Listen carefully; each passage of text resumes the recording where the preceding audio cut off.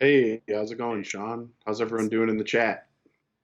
It's good. It's good. We got a good crowd in there. A little bit of stuff going on. We got a few Canadians in there. I was commenting that we're going to actually outnumber the Americans on stream tonight because got a stream guest with us. So it'd be nice to get a little bit of a Canadian feel here. So we're going to unbalance the force here a little bit towards the northern part of the continent. So which is okay. Which is okay. So what's new in Joe's world? Not too much, man. Just surviving, waiting waiting for more news about this eye. Go back to the doctor on Monday, so Right. that's, I'm just had a still holiday weekend. It's been really hot, right. so that's it's nice. I was What do you got going on? well, I was a little tired this morning. Joe and I actually watched Joe and Paul play some TTS, which we'll talk a little bit about and a little bit about TTS in general tonight. But then Joe and I ended up like chatting to like I don't know what time it was, like 2 a.m. So I was a little wrecked this morning from that because I had early morning meetings. So I kind of just chillaxed through the day and in between answering some emails, I actually painted up some droids today. So which is also in line with what we're going to be talking about tonight. So other than that, I was showing in the preview there. I got the assembled AAT, and I got another one here besides me to get assembled. So we'll talk about that as well, just kind of on the YouTube front. So we do in fact have Jace Pippin. In tonight, it'll be probably a short show because he's got a bedtime to get to. So we'll keep that nice and tight tonight. But we're gonna get his thoughts on how his TTS run's going, some general stuff about TTS and how the format's working for him. Talk about the wild card. Joe is going to talk about a TTS game. I'm going to talk about a TTS game too. Know some buttons now. Not many, but apparently I know a couple. So just learning how to Shawn use. finally got the internet Yeah. Well, I mean, up yeah. in Canada. Well, we got the Canadian. So the geese flew back from Florida, so I got them in the wheel now, just powering up the old internet generator here. So yeah, they work. So we can't keep gerbils up here, so we got to wait for the geese to return. But yeah, so we'll talk a little bit about that, and then we're going to talk about some faction identity in terms of clones and droids, and a little bit about attrition in terms of how that fits into the whole spiel. So we do have three sort of housekeeping items, so I'm going to throw them up in no particular order. First one is just the Gamer's Grass. Last night, I actually received a box from Gamer's Grass, so they had sent me some stuff to use in the studio. And they also sent me some grass tufts. So what I'm going to do in turn is I'm going to flip that and I'm going to give away some Gamer's Grass via the Legion Academy side. I'm already doing it on the Terrain Studio side, but I thought I would do it on the Legion Academy side. So what I'm going to do is at the end of this stream here, anyone in the chat is eligible. I'm going to get Jace to give me some sort of random number that I think that will fit within the chat. I'm going to scroll to that person in the chat, and whoever has that comment is going to win. That's how easy it is tonight. So you can be chatty or not chatty. You can get one comment or lots of comments. It doesn't really matter. Don't spam chat. Just with random stuff. But I mean, if you want to keep the conversation going, that's cool. I'll do a draw for Gamer's Grass blister, and I'll send it out to you. I'll have it out by Friday. So just a fun little thing I thought I'd do tonight for the giveaway. So Cool. we have that. Then we're going to bring up this. Okay, so I got the U.S. United States Postal Service icon up here, Joe. Um, Hmm. uh, so we could honestly do a whole podcast on this, but we're going to give you the Cole's Notes version on what we have done. Joe and I have spent an inordinate amount of time on hold. We really like United States Postal Service hold music because we've got to listen to it a lot. We've also talked to many people, some helpful, some not, some friendly, some not. But yeah, so Joe can give us an update on where we're at with this saga. Let's call it that. Yeah, so long story short, it has nothing to do with the fact that these were shipped media mail. That's not the issue. The issue is the packages are straight up lost. 132 packages lost. Um, And there's now like an investigation going with the Inspector General of the USPS in Washington, D.C., who's investigating our local post office and also trying to like juice people to actually find this. So just to give you some ideas, Shawn and I have basically gotten on a three-way phone call almost every day last week, before the holiday weekend. And then also today, I was on the phone with the Inspector General. So we've filed 132 missing mail claims. We've filed 132 refund claims. We've talked to probably, I don't know, 8 to 10 different people. I've talked to the supervisor at my local facility. His boss. Got nowhere with them really. They wouldn't connect us with the distribution center, so we tried to go through a hotline. Didn't ever get connected directly with the distribution center, but we talked to the accounting department. We talked to like loss mitigation. Yeah. Yep. Loss prevention, customer service. It's been a grind. I'm like, we're literally doing everything we can. So I'm really sorry that you guys haven't got your packages yet, but believe me, we're trying. And it has nothing to do with the postage at this point. Like, that's not even the issue. It's just potential theft, or they're just straight up lost. And at this point, actually, I'm just trying to see if they'll refund us the cost and see if we can just reorder these chips at this point, because I don't know if they're ever going to turn up. We really hope they are. We do have a couple promising things in terms of like tracking. We are fairly confident that they are not still at the post office, and I'm certain that they have. Yeah, they're not at the local post office. Yeah. So we do know we've learned a lot about the Postal Service in the last week here. We do know that when they go to the distribution center, they are supposed to all be photographed via a system that they have. The individual did say, though, if they weren't scanned at the local post office, which we don't believe they are, we think they just literally took them and sent them to the distribution center. He said that our tracking will not update as a result of that. Although what our claims do is our claims launch an individual investigation per package that has to have resolution. So they are going to have to close off all those claims with us. So we're expecting in the next week here to start getting calls around those claims. So that's our next course of action. So everything is done at this point for us to track these down. Our hope is eventually they arrive. That's what they are thinking may happen. However, they may just be stuck at one point along the way and not processed out, which is what we're thinking. The investigation, he said, will also help trigger a response to go looking for these. Yeah. So, I mean, we've gotten every possible excuse in the book. We've gotten, we have a skeleton crew, COVID, blah, blah, blah. People are using COVID as a scapegoat a lot. A lot of people just like kind of pass us off, don't want to give us information, try to connect us to another person. The other person tells us to just go fill out a form online. And we basically haven't been stopping or taking that.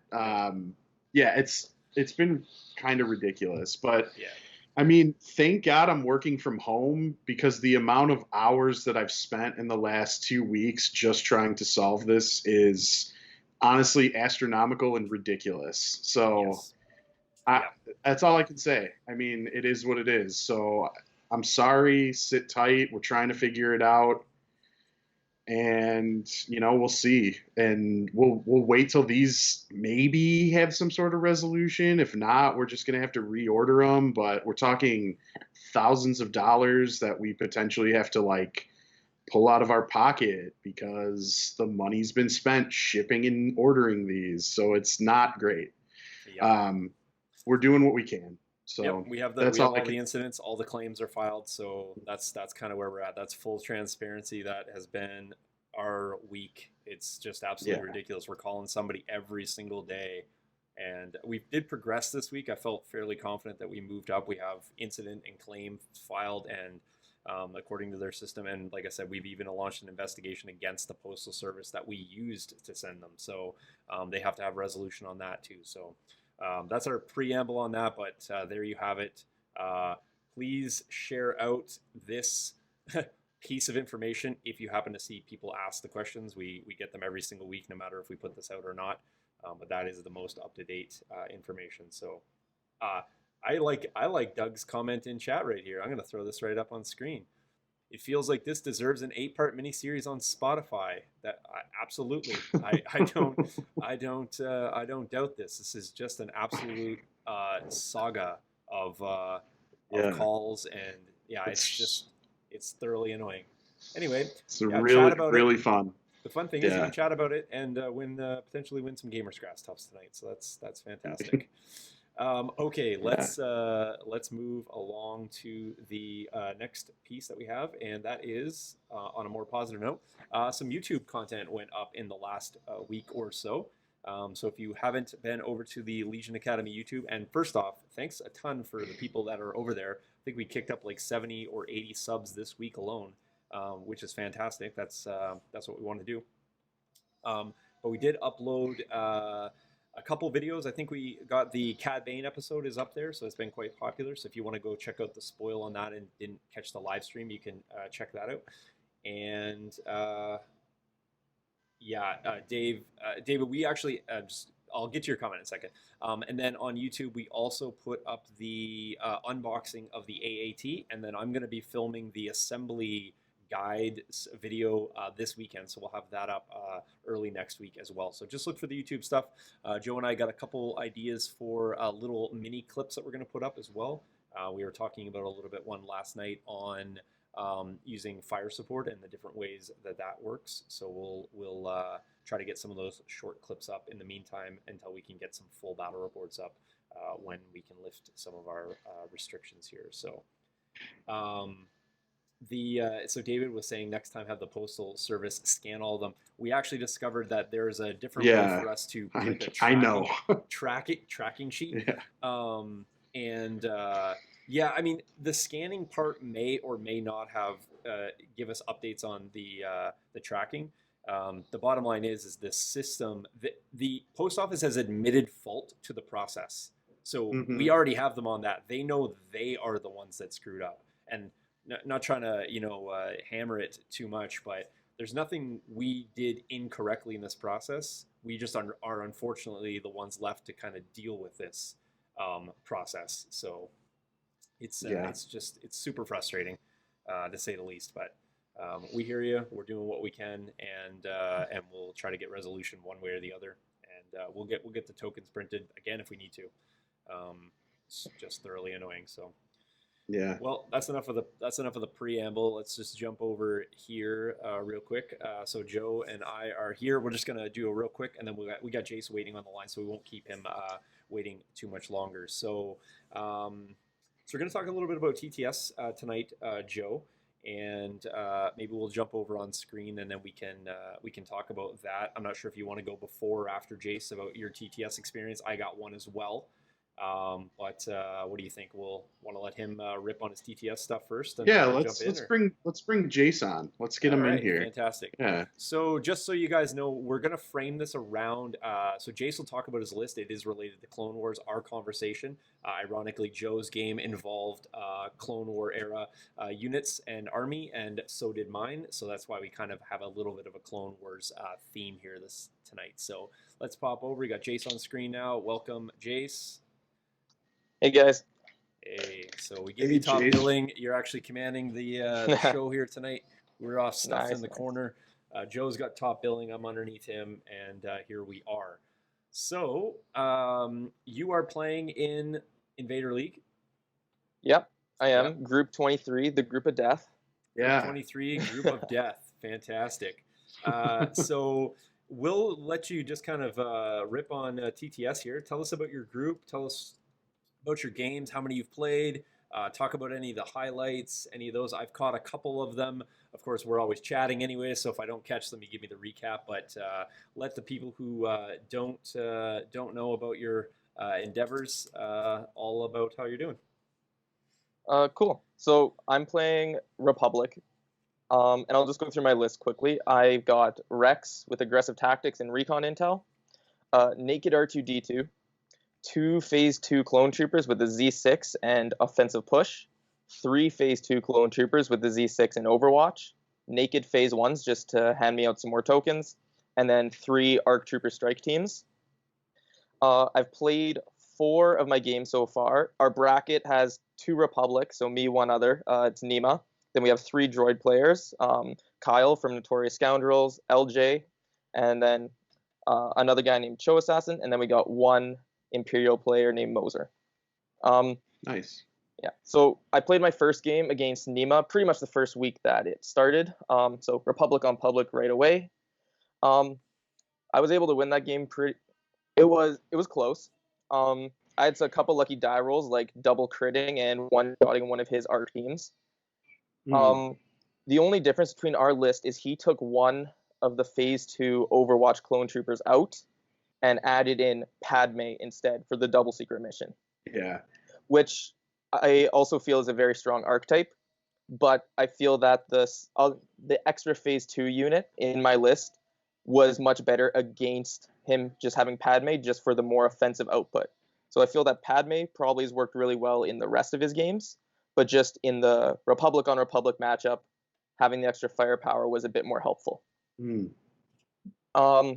My second game, I played LJ, which was on stream on his Twitch channel, and that was a close one. LJ was playing Dooku, a bunch of B1s, and he was playing the 3 commando squads with no heavy weapon, but all with vibro swords. So my goal was sit back and don't let them get close to me. Yeah. Yeah, it was just shoot it as best I can. And then we were playing bombing run, and he managed to get 1 bomb to explode within range 1 of my deployment zone. And that's when I was like, okay, well, we're playing Long March, so it's like, okay, I've got 1 unit that can get there carrying a bomb. It's R2. So R2 was able to somehow survive all the droids, play blast off, speed 2 into range 1, drop his bomb, and then win on victory points. My third game, I played against the Imperial player. That game was just hot dice. I just had hot dice. I think I lost like 7 or 8 models. And we got to the end of turn 4, I believe. I had lost 7 or 8 models, and I think he only had about 8 or 9 left. And then my last game was played on Friday against Kyle, and that was my only loss so far. So I'm 3-1. And that one was streamed by Endless. So that was a close game. I liked how I played. I just finished going back and watching the stream, and I found there were a couple of spots that I feel I made a mistake. A couple times, there was one time I spent a reroll on an arc when if I had just pierced it, I would have killed a battle droid, which would have killed a squad. There was one time which I omitted in the after report on the stream. I just shot the wrong target. I meant to shoot one, just completely looked at something else, forgot, shot a different target, and it probably cost me wiping a squad. But besides that, I was pretty happy with how I played. There were some good dice swings. I'm sure hopefully most people can see or have gone and seen the ARC Trooper 4 natty crit roll into 4 surge roll killing Grievous. That was definitely the highlight of that game. And I just have 1 game left to schedule. Nice. So yeah, man, sounds like you got a really tough bracket and you've been doing really well. That's awesome. Yeah. Okay, so go ahead. I was nervous coming into this bracket. My goal was to get like 1, maybe 2 wins. So I'm really happy with how I've been doing so far.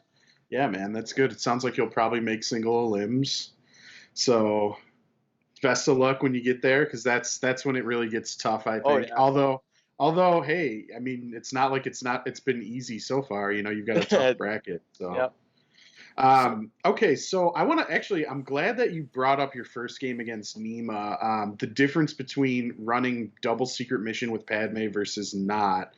I'd like to explore that topic a little bit more because the game I played last night with Paul Watson, he ran a CIS list. It was Grievous, an AAT with Lock Dirt, and I believe the high energy shells, and then 6 B1s with 5 of them had E5Cs and 1 of them had the rocket and uplink, and then he also ran a naked vibro sword commando squad.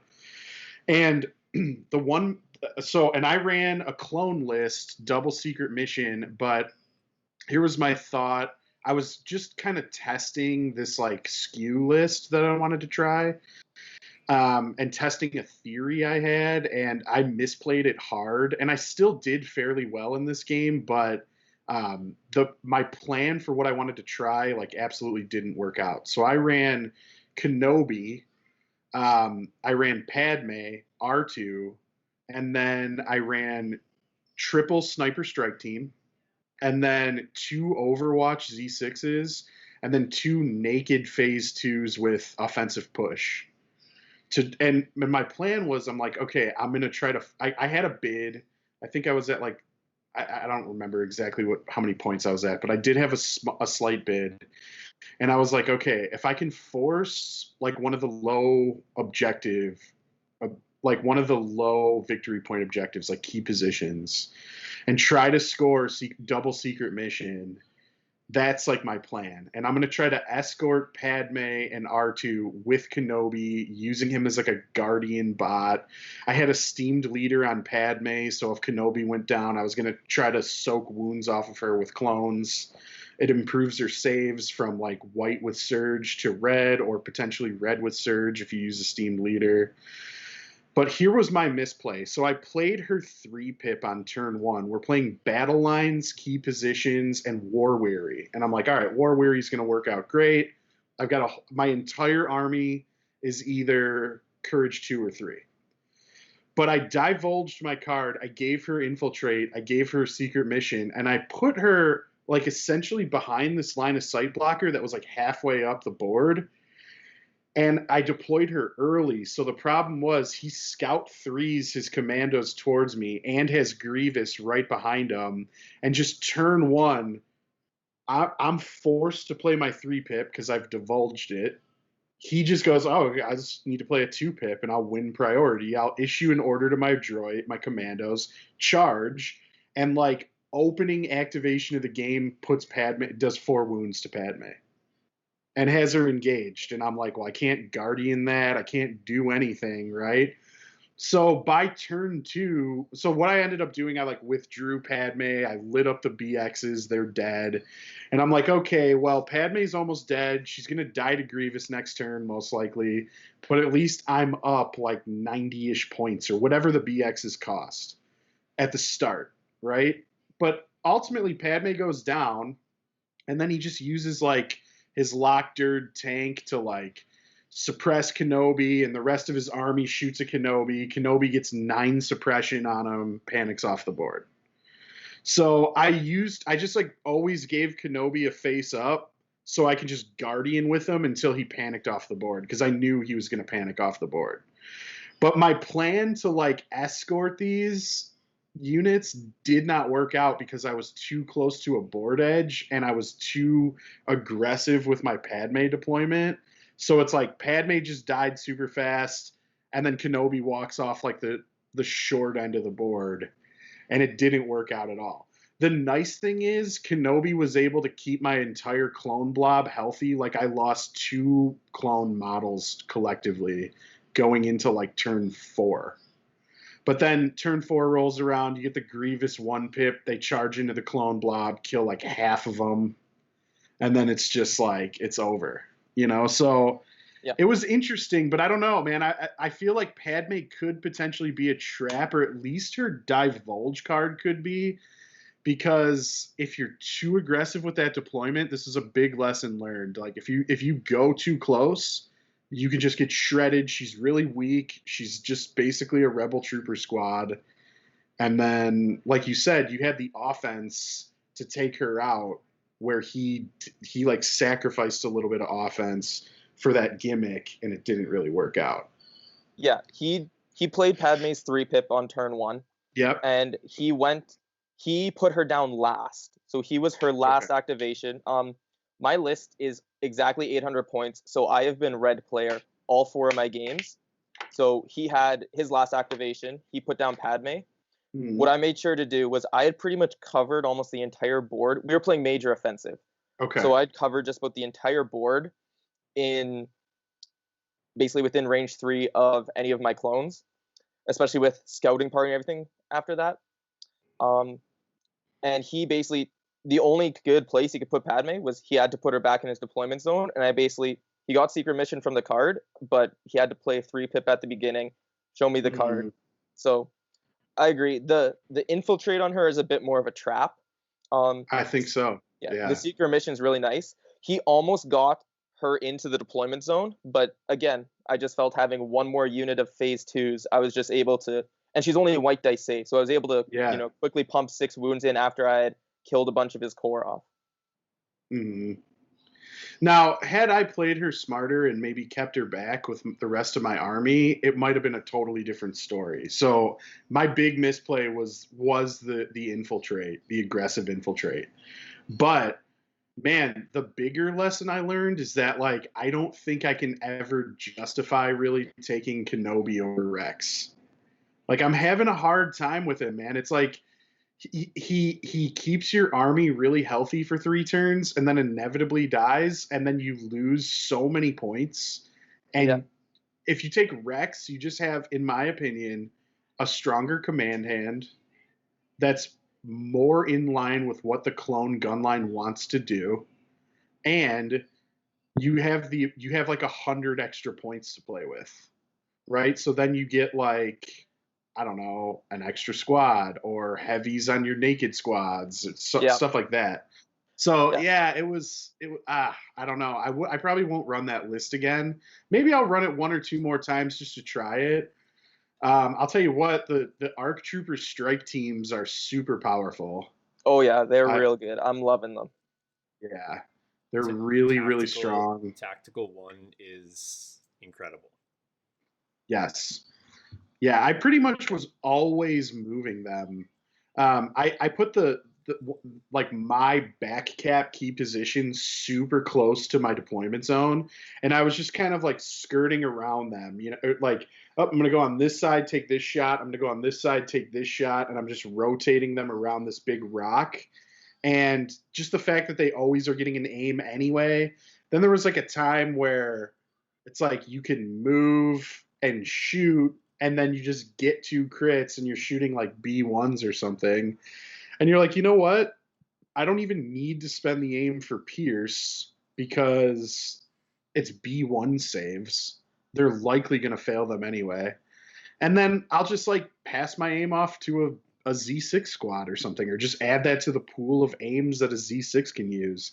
So it's a lot of interesting flexibility and stuff. I really like their play style. I think they're super good. And it's like, man, they're just so much better than the other 2 snipers, and the other 2 snipers were so contentious for the longest time that it's funny, because I'm just like, how many people are actually going to stop running triple strike team snipers in CIS? Probably, or I mean in GAR. Probably that's probably going to just be the meta for a while.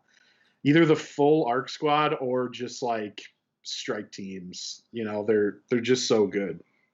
I'm just going to jump us back over here, Joe, due to a technical difficulty. I think he's going to... so Jace just messaged me. His power went out at his place, so he just froze on screen. So I'm just going to message him. Okay. When you're back up, just so that I can potentially get him back in. But it's just going to be you and I until we do so. So that's why I swapped over if you're in chat. So yeah, so I'm not sure what quite happened. We have a storm kind of moving through, so I'm not sure if that's an effect. But okay, so he is on his phone now, but I'm not sure if I can get him in via Skype. So okay, I'm gonna do this all on the fly. But why don't you just while I'm doing this, Joe? So you've talked about the Padme play, but why don't you just talk us through the rest of that game? Because I watched the game that you played, so I can definitely chime in. But I thought it was interesting, and then we'll kind of lead into what list Paul was playing versus the version of Paul's list that I was playing. So I'll just jump in after that. So I'm just going to try to get Jace back here at the same time. So one thing I want to say, admittedly, that I misplayed the entire game was the fact that ARC Trooper strike teams actually have both a range 3 and a range 2 weapon. So there were many times where I was taking range 3 shots and contributing like 2 blacks and a red with my strike team. But I realized that there was a point where Grievous dove in, and my strike teams were definitely in range 1 to 2, and I was not adding in that extra white dice. So that was my misplay. That would have probably been even stronger. But yeah, long story short, Paul did a really great job of just playing Grievous smartly. Like when I play Grievous Dooku, like a double fall list, I play very differently than play just solo Grievous, and I saw Paul play solo Grievous really well because most of the time he was hidden behind a line of sight blocker. He would strafe out, take a range shot, and strafe back, and he did that for like 2 or 3 turns, and just put me in a position where I couldn't see Grievous or ever get like a good angle on him. So he kept a very healthy Grievous until like turn 4. And then once your Grievous is in turn 4 and has no wounds on him, you're probably going to win because you just dive in, play as 1 pip, and it's pretty devastating. And that's exactly what happened. He plinked away with his tank and his B1s at like my Kenobi and did enough to get Kenobi to run away.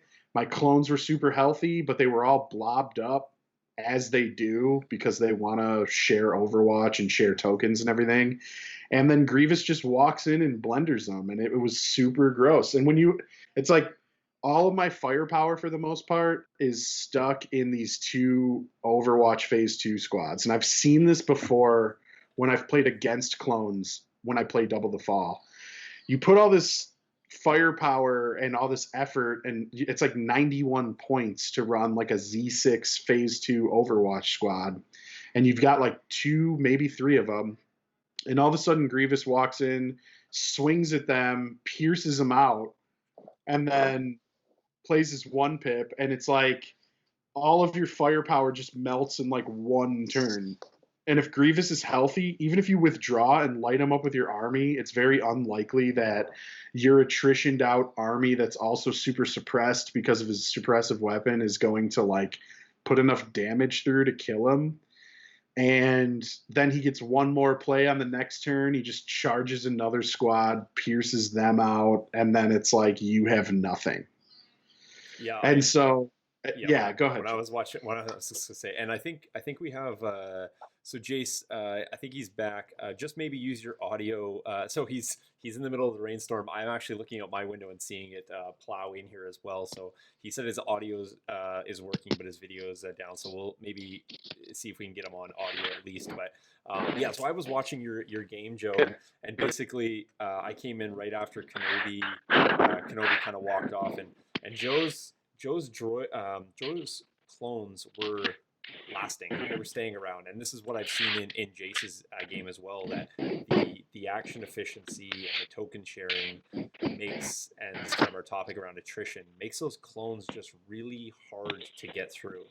And when it's red dice saves with multiple dodges to share or surges on board, it's really tough to kind of trim through those.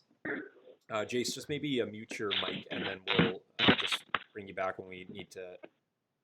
There we go. Just sorry, I know that you're on phone quality, so but yeah, it's just really hard to trim through those. Now, on the flip side, although Paul was positioning quite well, so Joe wasn't really able. There was a piece of terrain that was really giving Paul a lot of protection. Basically, he couldn't see through it. But what I found with the clones is that, you know, even given the size you're running heavies, or even if you're running naked, and I'll talk about my game with the naked droids, the efficiency is there in the fact that you just have to get sheer volumes of hits through. They're not likely saving too many, but you still have to dedicate at least either 2 activations or an activation over 2 turns to really get through them. And if you make any saves or if there's any cover of any kind, it's really tough to chew through those. And if you're able to keep moving the B1s, which I typically do, and get them out of line of sight, their attrition comes in late game, where you've lost a few clones, or maybe you've lost a heavy, or maybe you've lost some action potential, or some token sharing potential, and then you just don't have the volume of shots to bring those droids down. And a lot of the pieces on the clone side, the expensive pieces, I find need to be around late game. And a lot of the expensive pieces on the droid side don't need to be around late game.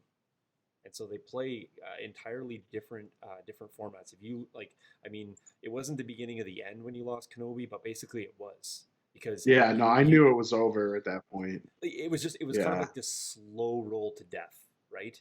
Versus the droids, which basically, if you don't, Joe and I talk about this a lot. If you don't hit them at that sort of apex moment, typically turn 1 and 2, where you're really trimming through activations, if they can kind of hit that hump and Grievous gets into your lines or Dooku gets in there, and then you spend time killing him off, if you don't have those droids, out activated by turn 4, it's probably a slow grind to the end, because they're just going to overwhelm and mass on those objectives and just win the attrition rate, even if they don't roll a save for the rest of the game.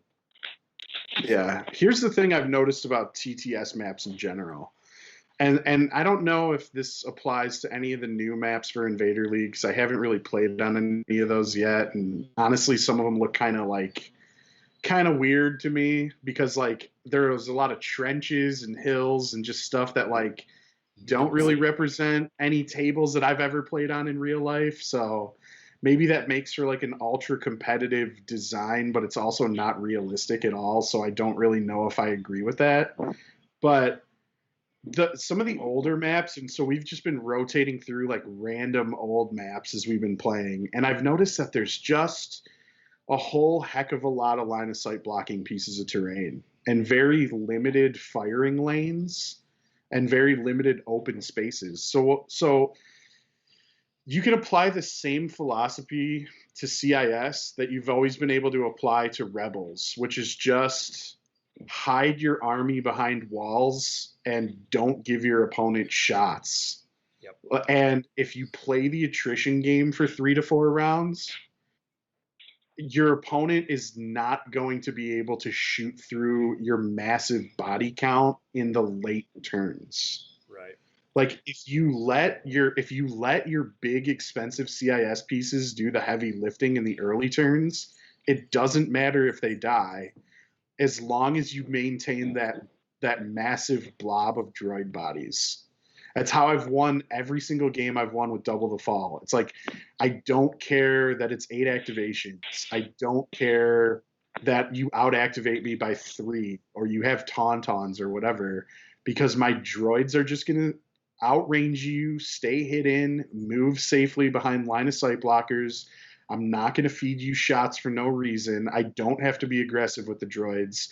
I go super aggressive with Grievous and Dooku. It takes you 3 to 4 turns to kill both of them. If you don't kill them, you're not going to win. And by the time they have done their damage and died, there's too many droids left on the table to deal with. There's definitely lists that have ways to deal with droids. So I'll give you some examples of things I've seen that have worked really strongly against droids. Your droid blob is only courage 1 after your big power pieces die. So something like a turn 5 or 6 annihilation looms when you have no commander is extremely powerful, because everything just panics off the objectives that you want to grab. Man, me and Jace can definitely talk about that. Jace, you remember that game when I had 3 boxes with my droids all hidden? Jace could not see any of them. Annihilation looms. And everything just panics. I couldn't shake any suppression for 2 turns, and I ran off the table holding 3 boxes. I've won a game on a miracle because I panicked everything except 1 squad off like my back cap, because of annihilation looms and like Grievous and Dooku are dead.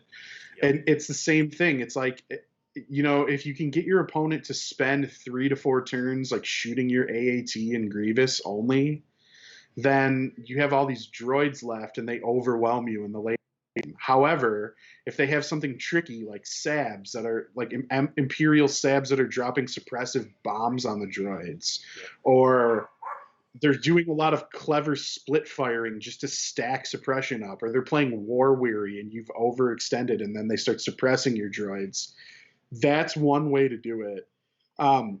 Droids will die really quickly if you let your opponent shoot at them. It usually never takes more than 2 activations to wipe a droid activation. if you can see them. But the thing is, you just don't need to feed them to your opponent most of the time. Like, you just don't. And that's why I've come around to the idea of even considering, I've made this work in a tournament before, and I know Shawn's been talking about it, just running 5 to 6 activations of naked B1s. Shawn, do you want to talk about that? Because I know you've been testing that a lot, like double AAT. Yeah, I will. Hey, yeah, we actually got Jace back. Yeah, he's back in here. Looks like he's actually got. He's Our power came back on. Fair enough. Nice. Yeah. Yeah. Apparently he's Nice. got the drunk vision on. We got the blurry background now. So there we go. Yeah. All right. I will definitely talk about my list. But I actually, now that Jace is back, I want to go to a couple points that you made, Joe, which are really good. And I want to see what Jace's feeling on this in terms of what he's seeing in Invader. So the first thing, Joe, I'm not sure how much you caught of that, Jace, but he was talking about the maps. So maybe if you can kind of share some thoughts. You and I were sort of talking about that. Jace works here in the terrain studio, so we were kind of talking about the terrain, and I thought, to me personally, they looked a little bit cluttered, a little bit heavy with sort of the scatter terrain. And that's not a knock against the table designs or build. I'm just saying that, you know, feasibility wise, in terms of, as Joe mentioned, what you're going to encounter in a local tournament, or even a tournament you travel to, may not be representative of what we're seeing there. And then also, I don't think you've played any droids yet, Jace, but maybe if you I can... played LJ. I played yeah, right. droids. Sorry, you did. Yeah, that's right. You did play. I watched the game. Yes, Both games. You watched want both to games. talk, that's true. If you want to talk about those in terms of how did you feel that you were able to either exploit suppression against the droids, or did you have a hard time with their suppression mitigation, or really seemingly the ability to not really care that much about it? So, either one of those, go ahead. So I'll start on the tables. The tables for Invader League are really interesting. There are some that I look at and I feel are really full. Specifically the Endor table, I feel just like there's so much stuff in it. But then I look at some of the other ones, like the Scarif one that I just played on, and there's a lot less. Like, there might be the same amount of pieces, but a bunch of it looks just to be like small barricades or crates, and it's a lot more open, which I had a lot of trouble with, which I'll get to when I was playing one of the droids games. Some of them I do agree are not things you'll see when you play in person, like the Naboo table that me and Nima played on. Our game was probably about 45 minutes to an hour longer than it normally would have taken us, just because the entire table is just made up of hills. Yeah. So trying to like move behind the hills, hide behind the hills. What can I see? What can my opponent see? Right? It just made for the game to be a lot more drawn out, just because we had to work around all that. The last match. Not to cut you off there, Jace, just real quickly before you get too far from that. Do you think that a table like that would have some more feasibility in real life, where you're able to kind of like change angles and sort of really navigate and see those undulations a lot easier than the TTS format, where you're kind of toggling through multiple cameras? Do you think that plays easier and would be feasible? I don't know. It'd be tough. It'd be a lot harder to, especially in some of the gullies, get your face down to eye level, look at what the mini can actually see. Whereas in TTS, you can actually zoom right in. But then, there's some times where it's like, I can't quite get to the 1 pixel I want to get to see if I can see this enemy. But I could easily see that, in real life. That's one of the things that I think is the huge difference between video game Legion and real Legion, is that, man, I've had a lot of games where, like, I'm a large guy, okay? I'm not going to lie. I'm not down to, like, constantly squat down to eye level, like, for 2.5 hours when I'm playing a game. And I've played against opponents who are also large or older guys, and they're also not doing the same thing. And I've noticed there's been a lot of times where we've taken shots at each other because we're both looking at the table from a top-down view, and we're like, yeah, they could see each other, but if I were to get down to eye level, they probably can't. Yeah. I've just straight up had that happen, like, quite a lot. Shooting over, like, some Imperial terrain crates and stuff. Now, I know the silhouette kind of changes things, and it's probably going to force you to squat more and take a look at more of those angles, but man, that's the thing with TTS is like you just zoom the camera into behind a mini. You're constantly rotating the table around. It's like Yep. I'm not walking around the table and sitting in my opponent's deployment zone and squatting like the whole time that we're playing a game, but I can do that on TTS. And it's not real. It like doesn't feel real. It just feels like its own thing. And not knocking it, and it's cool that it exists and it's like a really interesting testing ground. But man, you can really do a lot of stuff that just doesn't realistically represent like what actually happens when you get together in a store and play a game of Legion with someone. And especially like the store I play in, GameStorm, it is packed all the time. Like there's always like 30 or 40 people there playing Magic.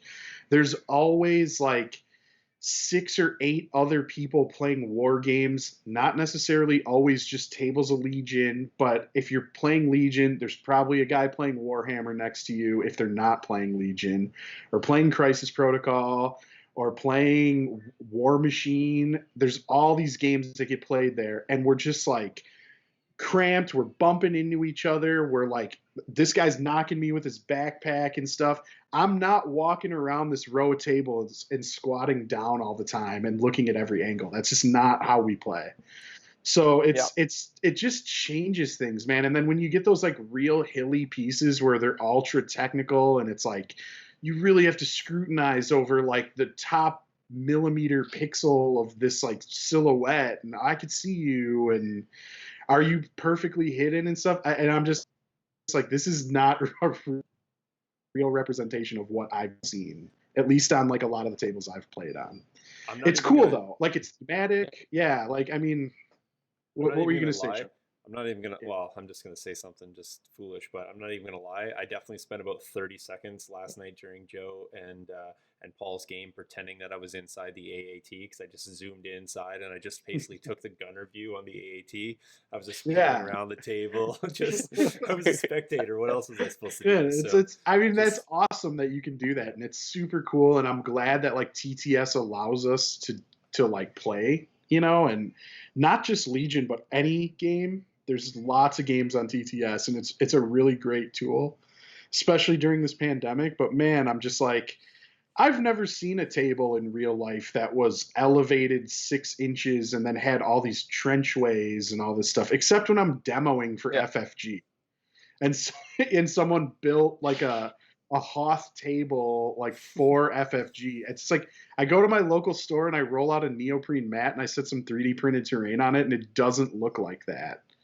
Yep. So it's cool that it's ultra technical, but it's also just like it's just different. It's just very different, you know. And I think and I got go ahead. I was going to say, I think the challenge presented with that is that's kind of the first time I believe that those types of maps have been rolled out on TTS, and we're not really seeing those as much in real life. We are seeing a few. I mean, we've seen some in Winnipeg, and like you said at FFG. I mean, we obviously build tables like that here in studio, so that type of terrain is not unfamiliar to us playing here. Right. But I think that rolling that out on TTS and sort of navigating how that works is much different than what the maps have been used to. So if that becomes more the and I hate to use this phraseology, but if that becomes the new normal, then I think people will learn to navigate that a little bit eeasier. But I think truthfully right now it's so new, and it's not necessarily in line with the previous gameplay. Yeah. Well, I'll tell you what, it's made me really want to reevaluate. I'm like, should I just build a super amazing like showcase table for my house? Yes. Yeah, because I know a lot of people have done it, right? And I scroll through the Unofficial Terrain Facebook page and I see incredible stuff, right? And so I'm thinking, oh man, maybe I should build a crazy awesome table, multi-layered with all this cool stuff and various heights of terrain and all these different things and stuff, and really just go for it and spend 6 months making it look awesome and then just have it be permanent and be here. But that's just not the experience that I'm typically used to when I go play Legion. So it's just a weird transition for me. I'm not knocking it at all. Like that's not my point here. I'm just saying it's just different. It's like it's hard to wrap my brain around it right now. Well, You and know, I gotta think Jace made an earlier point too that Jace has played TTS. He's played in a couple in Invaders, so definitely has played more games than me. Nima has played in Invader and has reps on TTS, but he indicated that even that game, even though they know the buttons to click and they know what they're doing with the armies, and there's not a lot of thinking around that, still adding another 45 minutes to gameplay, which Yeah. which I think speaks entirely to the fact that that's a different play experience. Especially too, me and him are both playing clones, right? And clones is all about, either hiding behind line of sight or, just poking out so that you can see things. So having two players both playing clones on a table full of hills took a lot more time than just, say if we played on the Scarif board would have. Right. Plus, you guys each had a wall of green tokens that kept getting lost in the Naboo landscape. I'm certain of that. So it's just all the green. Oh, not the green tokens, just the order tokens. Those ones were the ones that would get lost. Yeah, and to be honest, man, like you're in an extremely competitive bracket with a bunch of players who care about doing well and are like take the game very seriously and are very competitive. So of course you guys are going to be scrutinizing over every pixel and like trying to get optimal shots all the time. And yeah, it makes for some really slow games. I mean, even when me and Paul get together and play on TTS, we're both very competitive, although like our experience playing each other is like we're not playing an Invader League. We're just teching together with each other. We're not like trying to be competitive. So like often I'll like drop a command card and I'll be like, you know what's coming, right? It's obviously my 2-pip. Like this is, and we like talk to each other about like what our thought process is as we're playing. We're just there to, like trying to study stuff and gather information. We're not like always trying to beat each other. We're just trying to experiment with concepts a lot of the times. And yeah, so we don't necessarily always need to nitpick over like pixels. But I get it, man. In a tournament, in a competitive event, you want to do well. You're going to do that kind of stuff, and it's just different on TTS, I think. But usually very in a tournament, in a competitive event, you want to do well. You're going to do that kind of stuff. The other thing, I'm not even complaining, but the other thing I find on TTS, I think, but usually particle effects on TTS to be more distracting than necessary, like the rain and the smoke. I turn those off every time. Man, I need to start turning them off. Yeah, it's like cool. It looks cool, but it never rains on my table at a store, and now this is just like really distracting. I also turn them off because it starts to lag my computer. Yes, yeah, I'm playing on a laptop, so me too. Playing on a laptop. Yeah, no, that's true. Yeah, and then that's the thing too is that Tabletop Simulator in general it's like learning a new, very complex piece of software, right? There's so many hotkeys. There's so many different little tricks. There's things you can turn on and off, ways that you can save lists, ways that you can import things into lists, and there's all kinds of like weird little gimmicks. And it's like I'm still figuring out and learning little tricks all the time when people are just like, oh, did you know you can hold left and right mouse button at the same time to like gently nudge a piece forward instead of like flicking it? There's like all these little things, and just like learning how to manipulate that program is honestly daunting. So it's kind of like difficult for like new players. Like Shawn, I'm sure you can speak to this. Yeah, like Shawn's played one TTS game ever. And he's definitely got a just to specify, I also have played like 0 video games.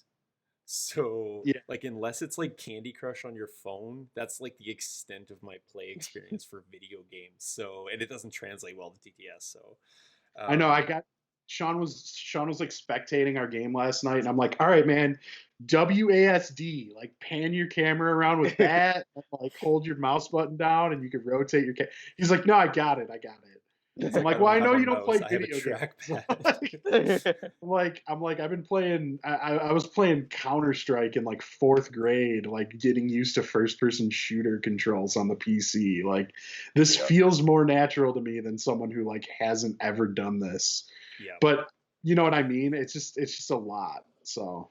Okay, well, we'll come back to you here, Jason. I think it's a good segue into and we'll talk about my experience in TTS this past week. So, okay, so first off, it started off where I was going to play this very nice individual named Fred out of Portugal, and we were having a lot of difficulties getting things to work. I'm not sure if it was on his end. I think we kind of discovered that it was, but we spent about an hour and a half just sort of troubleshooting and trying to get his server to work, and just created a room. I created a room, back and forth. So in that time, it was really nice because while he was booting and loading and reloading, he was kind of giving me a tutorial on TTS, the buttons and all this good stuff. So we never got a game in. We took a rain check on that. So I got like kind of this hour and a half tutorial into TTS. So I didn't play him, but I did play the next day, and I only have a username, so I don't have a real name, but so I won't speak to who the individual was, but our game was completely fine.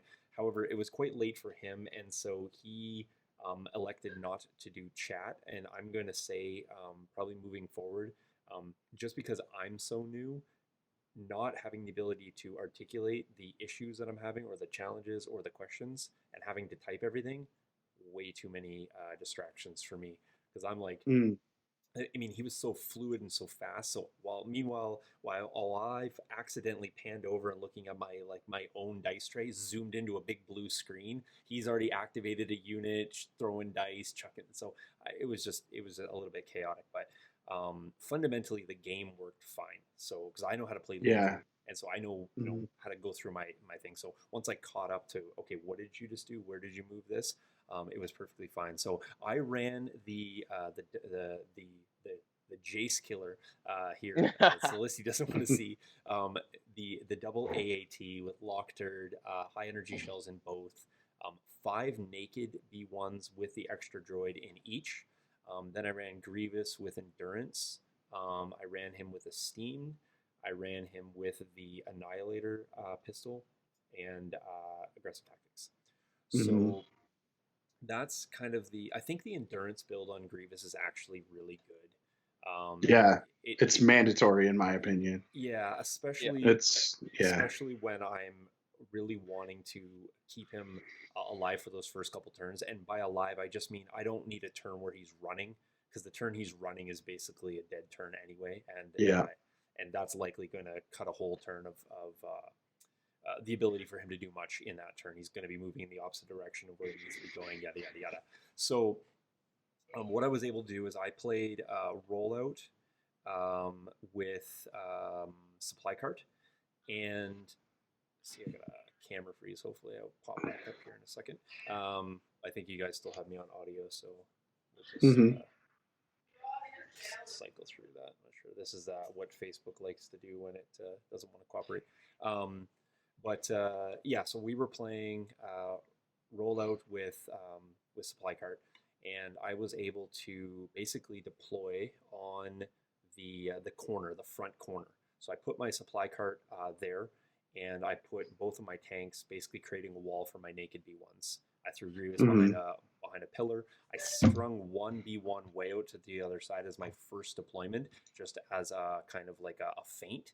And I was able to get a couple of units deployed out on that side to kill them, or like to seemingly kill them. I ended up just walking them back with my whole unit. The basically how the game went, although my AATs did surprisingly poor because his crit dice were so good. He didn't have a lot of pierce. A lot of impact in his list, but he rolled a ton of crits. So I ended up losing a tank on turn 3. And he was playing Cassian, Luke, triple Mark IIs, triple Vets, triple Snipers. Nice. So he had a lot of firepower, and the fire support and crack shot supported by a Mark II is pretty good. So my AAT took a couple wounds through the first few turns, like basically 3 wounds a turn, and died on turn 3. I was able, though, in that time to kill 3 Mark IIs. So he had 11 activations that I dropped down to 8, and I had 8 activations he dropped down to 7. So I was still feeling pretty good about that trade, meaning the Mark IIs aren't going to be much for supply cart, but it was activations that he wasn't able to kind of burn for fire supporting and that sort of thing. He ended up Son of Skywalkering, basically he last firsted his Luke, double moved his Luke, then he did Son of Skywalker, hopped my tank. I was feeling really good about my tank because it still was sitting on 8 wounds. However, he proceeded to do 4 and 4, and I didn't roll a single save. And so I actually dropped my tank on turn 4 about a turn earlier than I really wanted to because I didn't get to fire with it on that 4th turn. It did have a token, but of course he Son of Skywalkered. I kind of anticipated the Son of Skywalker play anyway, so I flexed my list back. As soon as he did that and he dropped, Luke was exposed, so he ended up pulling in a droid unit. I just simply activated the droid unit, withdrew, fired everything at his Luke, put a couple wounds and some suppression. I Grievous 1-pipped the next turn, moved in, blendered Luke, and Luke was down. Cassian was a little bit of a frustration. He's pretty good at picking off consistently through your bodies. However, as Joe pointed out before, and like I was saying, I basically played my droids to be non-existent. They were behind line of sight blocking, moving the cart the entire time. That's all I did. Yeah. I just moved the cart. And then on the last Plan two the objective. turns, yeah, exactly, the objective. And I always talk about, Jace knows that. I always say this game is an objective game. This is all it ever is. It does not matter how many bodies you use. And so we got down to turn 5, and I had to push my cart out into the open with all my B1s that I had remaining. And my opponent, and I'm not sure if it's hard to read in text, but he asked me in turn 5 if I wanted to concede because my Grievous was only on 1 wound. However, at that point, I had won the game. I didn't want to state that in the chat, but I had won the game. I was at range 2 of the point. He was at range 4, couldn't push his cart, even if he could move it on the last turn to get a scoring point. I didn't need to move my cart. I ended up not being able to move my cart anyway. He contested and killed enough stuff, but I was at the range I needed to be. So me pushing the card out or losing Grievous in turn 6 was not going to cost me the game. The only thing I needed to have, as long as you're not tabled, left on the right? table. Yeah, exactly. Yeah, and I put a B1. You got so many of them, pretty easy. Yep, I had a B1 that was no way in any ability going to be killed on the table. I just left him in a spot that was impossible to see. If I lost everything, I ended up having Grievous live on 1 wound. Which was miraculous. And so ended up winning the game 1-0 on supply cart, despite losing my tanks very early and Cassian being a real thorn. But it was a good experience. I think I could play quicker now, and I did feel that he played too quick for me. No fault of his own. That's just the pace of play. But I liked it. I didn't find it too finicky. And the tanks are nice because they just occupy a lot of space. So it's just those units are really easy to move around because they only got so many places they can go. So fun experience. The double AAT is a list that I'm really a fan of, and I think that the offensive output on that makes up for a little bit that you lose on the droid heavies. So you haven't faced any heavies though, is that correct, Jace? No, my last game, my opponent has a heavy. So, so why don't you give us a little bit of your prep going into that, kind of what your plan of attack is? Yeah, that's tough, man. So he's playing droids with an AAT. So, I think he's got 9 activations. Yeah, okay. 9. I think he's at 9 activations. So, and I'm at 11. So I out-activated by 2. And we're playing on Mimban, so we're playing on the trench map. So still even more rough of a map to face the AAT. Basically, my goal is just what Shawn did: play the objectives.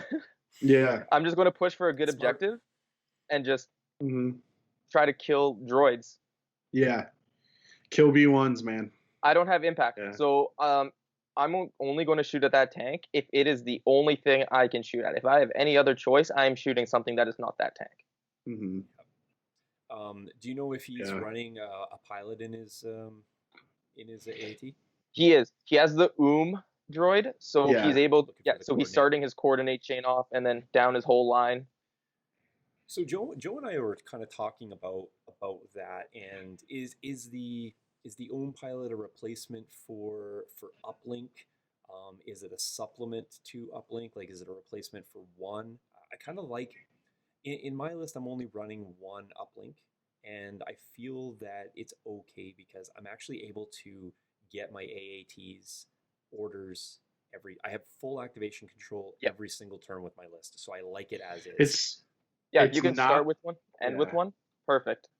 It's Yeah. not a replacement for uplink. It's a way to, on every card except for your one pip, get your tank and aim for free. Yeah, True. if Like you're you put taking, link targeting array on right, your tank. Yeah. Yeah, like I just think the point investment becomes because what 7 for the Oom pilot, yep, I think, and and Somewhere around there, 5 yeah. for the uplink. and 5, 5 7. for link target. So it's a So 12 point. which Yeah, yeah, it's a way to start every turn with you're still maintaining perfect activation control, but you're basically paying 2 points more than an uplink to just staple and aim to your tank yeah. on I guess all but one turn. And then it's like anytime you need to move so you cannot barrage, you have an aim to spend.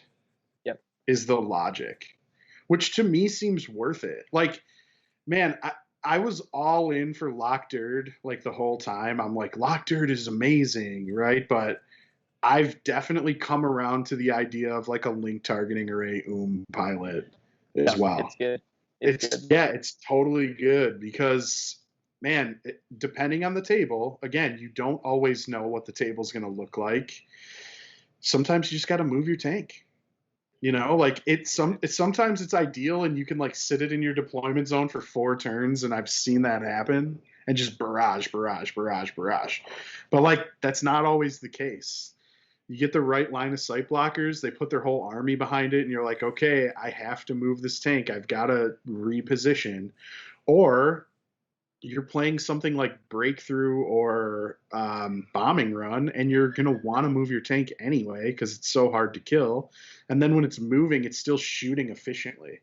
Yep. right. You know, so that's the logic, I think. And I think it's flavor, right? I don't think I don't think one answer is better than the other. Yeah. I think it's what is the rest of your list trying to do? Like, you know, how much stock are you putting in your tanks?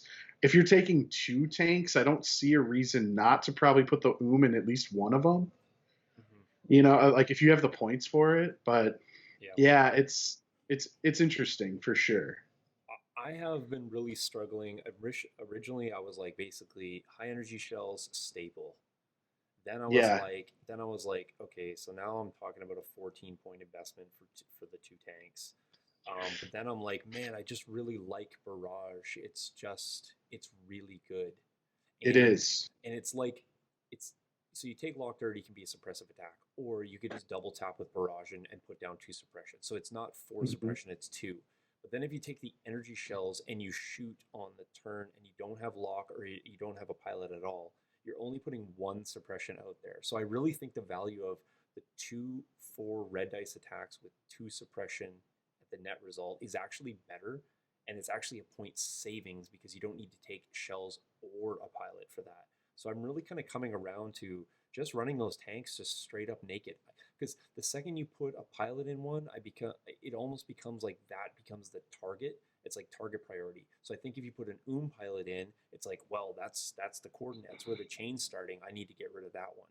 So I'm almost trying to not draw attention to the big hulking mass that's on the table, like extra. I don't want to have extra attention drawn to them. So I've been really coming around to actually just running them naked, to be perfectly honest. So Yeah, I Naked's mean, not you're bad. running 2, so it doesn't really matter. I mean, you're still, even if you have to move one, you're still probably getting some value. You're still probably able to barrage like at least once per turn. yeah, and You know, being able to barrage twice per turn was just fantastic. Like it's just honestly, insane. it's Yeah. like Delete Mark II, Delete Mark II.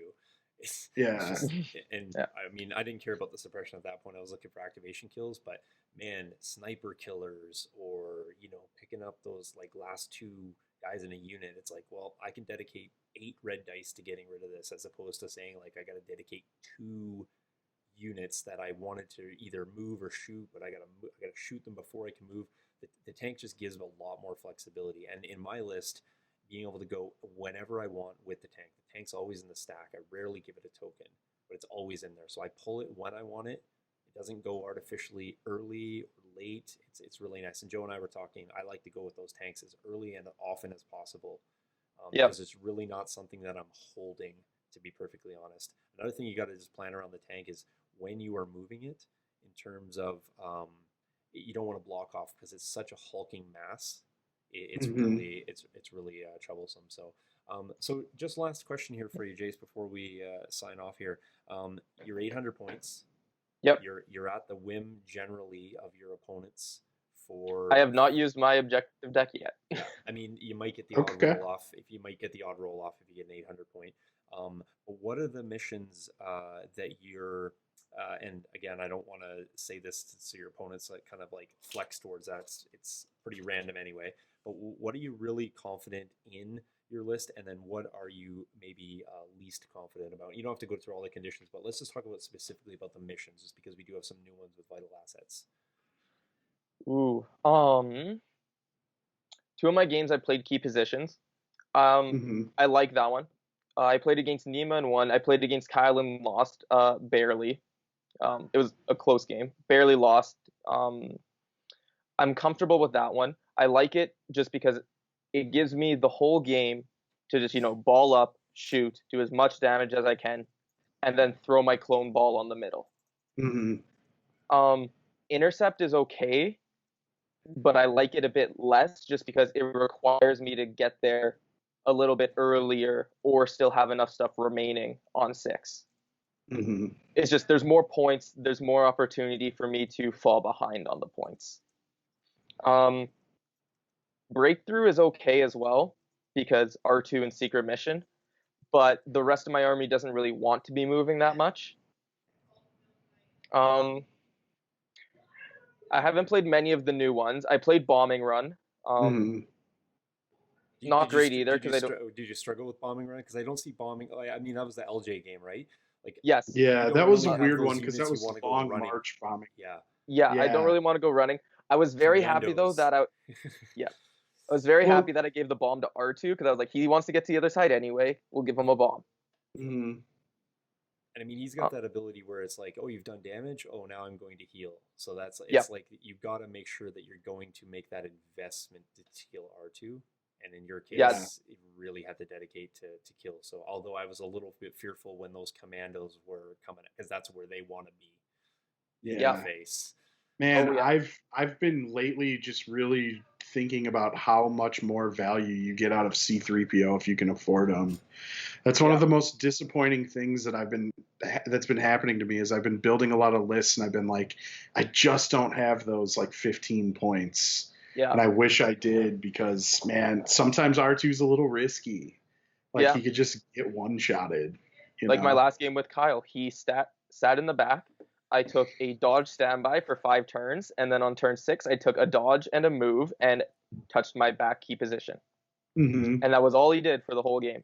Yeah, just because he does it cheaper than Naked Rebel Trooper. True. No, absolutely, for sure. Like always put R2 in a GAR list. If you can afford a 3PO though, that he's really good. Yeah. That's fantastic. Okay, well that's awesome. I'm glad you kind of got back through the storm, sort of pressed and pushed through here too, but we managed to keep some power, so that's good. But so when is your next game, Jace? We haven't scheduled it. We're working on scheduling it, so it'll probably be later this week or next week. Oh, I did say that was the last question, but I did want one more thing for you to share because I said we were going to do it. Tell us about Wildcard. Just give us a quick rundown on it, and then give us your thoughts on it and what's the general consensus around that. Like what you're hearing. So I like the Wildcard. So previous Invader Leagues, they just let you, you could switch your list between games as long as you stayed the same faction. Which was nice, but now with 4 factions, it kind of leads to a lot more, you can tech against a certain faction. You're playing droids, I'll bring all my ion weapons. You're playing clones, oh good, Pierce on every unit. What do you right? mean? I always take Ion. I Yeah. always have it in my list. Yeah. Yeah. So basically what we had to do this time is we had to pick a list at the beginning, send them into our judge, and it got sent out to everybody in our group. And then any time up until before our third game, we could switch our list. We didn't have to tell our opponent. We just had to send it to the judge, tell them we're using our wild card, and then whenever we play that opponent, we play them, and then once our game is done, the judge would then send everybody our new list. So wild cards are done now then for you. You can't do this. Yes, I can't. So I did not wild card. I can't wild card anymore because I've played 4 games. Me and the player I have left to play, I believe, are the only 2 people in our group. Nope, I don't think Nima wild carded either. So us 3 didn't. The other 3 did. The other 3, 2 of them, LJ and our Imperial player, just switched around upgrade cards. Kyle switched his entire list. So let me ask you this, Jace. So is it your third game up to your third game? So first and second, and can after your third, or is it your like when you get to your fourth game you can't, or? So you can wild card before your first, before your second, or before your third. Okay, so what would preclude somebody from? Let's just say that I'm gonna hold, and I'm gonna play you in your fourth game. I'm gonna play somebody else as their fourth game. Can I actually secure people not being able to wild card on me if I just choose to push all my games to the end of the round? You could, but if you haven't played 2 games before May 22nd, you're automatically disqualified. Okay, so you could potentially do that for a few, but you couldn't do that for all. Yeah. So, and you can only wild card up to your third game, because if I could wild card right now, I would totally wild card into a tank with armor piercing shells and just take impact 5 against his tank. Right? Well, this is what, man, I'm okay. So I'm not going to criticize anything because, again, I'm not even like participating in this, but I don't like the concept of being able to change lists in a tournament like ever. I just think there's too much like jankiness there. Like I understand the concept of the wild card. It's like the natural evolution of trying to reduce the amount of like anti-faction tech that was happening in previous seasons. I get it, but I'm like, why not just eliminate that altogether and just like submit a list and just play it? Yeah, play it like a normal tournament, because like, right. You know, so when, say for example, Jason and I are going to play, well, we'll purposely make lists that we think are going to match up good. And if I've brought something that I want to try, well, we'll make a list that's not going to be like the complete counter to it, nor is it going to be the complete like, you know, lamb to it either. It's not just going to lay down and die kind of thing. But what would have, so let's just say technically you play your 5th round opponent in the first round. Like, you know what his list is. Could you have then just go, oh, I'm wildcarding, I'm taking my anti-armor list now? If you played him round 1, you could have done that to him. Mm-hmm. Yes, but once you wildcard, you're stuck with that list for the rest of the tournament. Gotcha. So I'd have you're stuck with the wildcard list? Yes. I didn't know that. I thought it was like a one-time thing. No, that's why you can only switch up until your third game, and then you take it for the rest. Interesting. Yeah. That's weird, but that's a little better, I think, than just being like, this one time I need to just destroy you. That's what I thought it was. So no, you're switching. That was my misunderstanding. Yeah. Fair enough. It's still the opportunity to pull like counter tech in a game, but then you're going to have to make the decision: is that counter tech worth it going down that for the rest of the round? So you could, I guess, in a way, like you could arrange your games where it's like, I'm going to play my A list to these 2 people. I know that when I play this third game, I'm going to wild card, and I know that my wild card is going to carry me through. So I'm sure. To be honest, that actually makes it a little bit more interesting. I'm like likening this to fighting video game tournaments. So typically, like a fighting game tournament, it's the same thing as Legion. It's like a 1v1. It's you versus another single player. You pick a character, you fight each other. But it's usually a best of 5. The person who like gets 3 wins out of 5 proceeds to the next round, right? They win the round. And the way it works with that is like only the loser can pick a new character. Yep. So if you win your first match of 5, you're stuck playing the same character in your second match. Your opponent can either stay with the character they lost with or pick a different character. You cannot. So there's all this like interesting strategy of like, well, I lost, but I need to win 2 more games. Can I win with this random counter pick, but then also win if they counter pick my counter pick? Yep. So that gets crazy. Like, so I get it. That's kind of cool. At least you're kind of stuck with it. Yeah. But it's all, yeah. Like, I was debating about switching to a tank at some point during it, but I was like, I like my list too much already against 4 of the 5 lists, so I'm just going to keep it. But Kyle, because he was the only one who full out switched his list, he was originally, for his first 2 games, he was playing Dooku, and he swapped in game 3, and for his 3rd game and against me was playing Grievous. Yeah, that makes sense. I mean, well, hey, I mean, if it were, that's the thing, though. You really have to. It's like I guess you have to master 2 lists. Yeah, so if you really want to make that, do you have to stay within the same faction for your wildcard list as well? Yes, you have to stay within the same faction. Okay. Yeah. All right. So yeah, I guess. Yeah. So if you're a Luke triple rotary and just go to Luke triple tauntauns, seems good. Right. Basically. Yeah. Yeah. I mean, CIS. What is your option? It's Grievous in something, or it's Dooku in something. Or it's add a tank, or it's tank or no tank. Yeah, that's what I mean. But I just mean there's very limited swaps there. I mean, Rebels got lots of room to go. Probably Imperials as well, but yeah, I mean, there's not much room in the CIS or in the clones to kind of switch up. So. Okay, so I think that wraps us to the end of the show. I'm just quickly scrolling through Facebook. Looks like we got about 105 comments.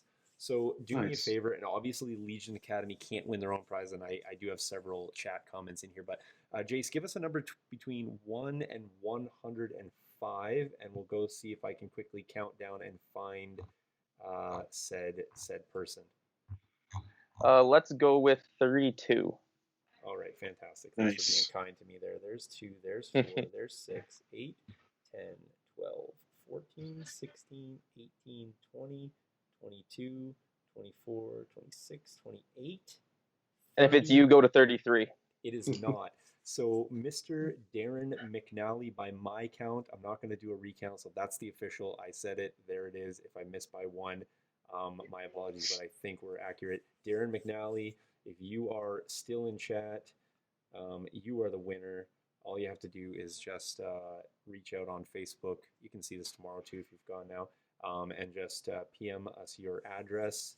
And I will pop you in Gamer's Grass Tough in the mail. I have many to choose from, so let's talk and we'll get something close to maybe something that you're currently working on for a basing project. So, and I do have some stuff coming up for Gamer's Grass, some new product that they sent me that I can't wait to show you. So the new mini tufts are insanely cool. Not to mention very small. So I've been interested in that. To be honest, I want to see you maybe do some little tutorials or something on that because I've been thinking about doing some static grass stuff. Is that like a replacement for static grass? It's a 100% hard swap. You won't even talk about using static grass. So that's my big thing because static grass is a pain in the butt. Yep. And I like the final effect, but I hate the idea of working with it. So if there's like a new tuft style that replaces that, I think that's really cool. So I'll just give you, these mini tufts are super small. So sometimes you'll throw on a Legion base, 3 to 4 tufts, your base is full. But these mini tufts are actually like very, very small. So you can put like, you might be able to have just a little piece on a stone or maybe make a little footpath or something like that. Like you don't have to flood a base with these static tufts. And there's really like I'm gonna guess there's probably close to like 500 tufts per sheet. Wow. And it's just small little That's blisters. crazy. They are insanely small. I wish I had them kind of at arm's reach, but I will make a point to maybe put up a little video on Train Studio, and I'll just link it over onto Legion Academy. So you guys cool. can, Static Grass, old school Joe. This is Kyle Crosser in chat there. So just vacuuming and he also using asked you earlier if you even squat, bro. I forgot to say that. To you, so I try, and then I'm real sore. Yeah. So so congratulations. Who did I say that? That was Darren. that what I said? McNally, I think I Yep. said that correctly. Yeah, so just reach out in chat, and I got quite a few Gamers Grass stuff, so I won't preclude us from doing some future giveaways, and it's just fun to make chat interactive, and you don't have to go do anything. Like, I mean, if you want to go subscribe to YouTube, that's fantastic.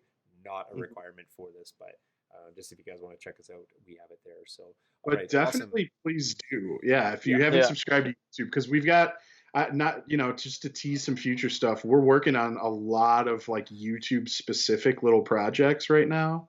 Yep. So there's going to be a lot of cool stuff coming there. So Yeah, and we got some like I said, some styles up. So I did a video on the AAT unboxing, but that's gonna kind of show you what the sort of picturesque view is gonna look like. And then we have also got, obviously we did the Cad Bane preview, so we're hoping to do some of those as well in the future. So, and I actually have a couple vital assets, Iden and Cassian, that are on the way. Mhm. Could be here for quite soon.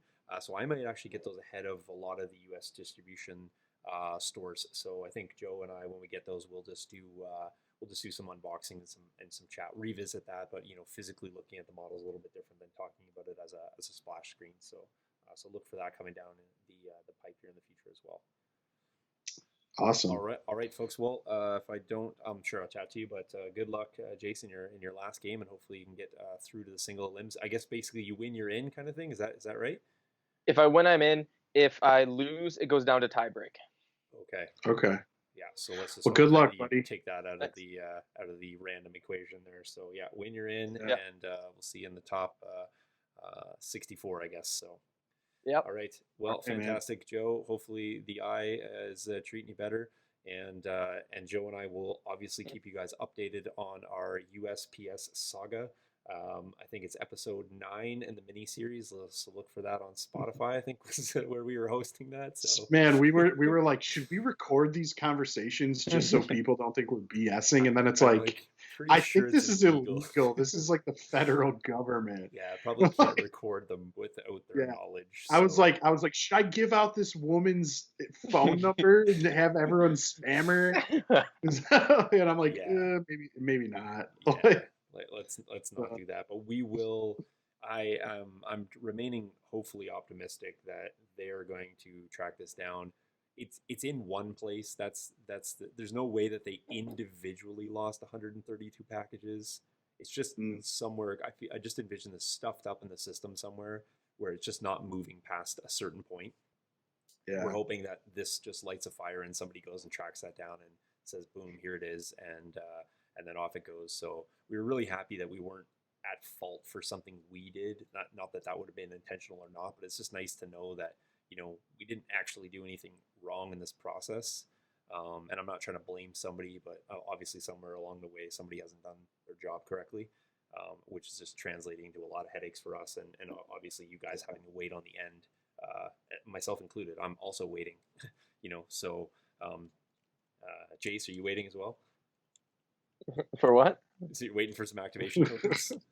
Oh yeah, you bet I am. I want my tokens, man. Yeah, exactly. I know, man. So I know. So yeah. So just be easy on us. We are working through it, and our apologies. That's all we can say at this point. So, and I hate apologizing for other people, but I will do it at this one time for you. So. All right. Well, till next time. Hopefully we'll, like I said, we'll have a video up early in the week. So check that out. And if not, at the very soonest, you'll see us next Tuesday. All right. Have a great week, everyone. Stay safe. See you guys.